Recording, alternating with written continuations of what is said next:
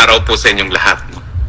Well, alam niyo po, napag-usapan na natin ng minsan talagang tanging paraan para mapauwi si Tatay Digong ay mawala bilang presidente ang Marcos Jr. at ang pamamaraan para mapatalsik sa pwesto ang Marcos Jr. sangayon sa salaging batas kung siya mismo ay magre-resign, kung siya ay masisisante ng taong bayan sa pamamagitan ng isang people power, o siya ay kunin na ng Diyos, o di naman kaya ibigyan siya ng sakit na hindi na gagaling, no? Permanent disability, no? Well, siguro naman po alam nyo na sa mga pangyayari na binasura ng ICC ang interim release ni Tatay Digong, na talaga naman pong ang pamamaraan lang para mapauwi na si Tatay Digong at ang pamamaraan lang para matapos na ang problema ng korupsyon sa Pilipinas ay talagang sa pagtatanggal kay Marcos Jr. bilang isang presidente. Bukas po, 12 ng Oktubre, may panawagan na naman ng People Power at ako po ay sinususugan ko itong panawagan nito. Maawa naman po tayo sa ating mga sarili.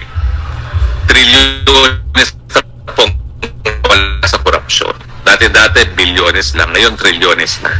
At kung hindi pa po tayo magsasalita at sasantihin itong mga taong nasa kapangyarihan, wala na pong kinabukasan ng ating mga kabataan. Maawa naman po tayo sa ating mga kabataan. Well, bukas po, merong nanawagan na ang People Power sa EDSA pa rin. Pero hindi po sa EDSA Shrine, hindi sa Aguinaldo, Camp Aguinaldo, kung hindi doon sa labas ng gate ng Forbes Park sa Buendia. Sinususugan ko rin po yung ganyang panawagan at ito po ay galing kay Congressman Miao Miao. Bakit po sa Forbes Park? Well, alam naman po natin ang Forbes Park at tirahan ng pinakamayayaman na mga pamilya sa ating bayan.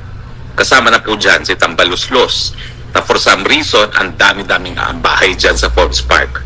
Hindi po bababa sa 6 ang bahay niya dyan at ang isang bahay ngayon sa Forbes Park hindi po bababa sa 2 bilyon ang presyo. Dyan din po nakatira ang Marcos Jr. na alam natin ay kabahagi ng pamilya na nasa listahan ng Guinness Book of World Records sa pinakakorap sa buong daigdig. May bahay din po dyan si Zaldico at napakadami po mga congressman at senatong na may bahay din dyan sa Forbes Park. Ang nakapagtataka po kung ikaw ay taong gobyerno, hindi mo talaga ma-justify kung paano ka makakabili ng bilyon-bilyong halagang na bahay dyan sa Forbes Park. Talaga pong pag ikaw ay taong gobyerno, ang presumption po talaga, ikaw ay nagnakaw. Kaya ikaw ay nakakuha ng bahay dyan sa Forbes Park. Kaya naman po tama ng panawagan, ang People Power ngayon sa EDSA pa rin, pero imbis na dun sa lugar na pinangganapan ng EDSA 1 and EDSA 2, dun sa malapit sa EDSA Shrine at sa Corner Ortigas, dito naman tayo sa Buendia. Ito po ay symbolic dahil ito po ay pagprotesta sa pagnanakaw galing sa kaba ng taong bayan, dahilan kung bakit napakadaming residente ng Forbes Park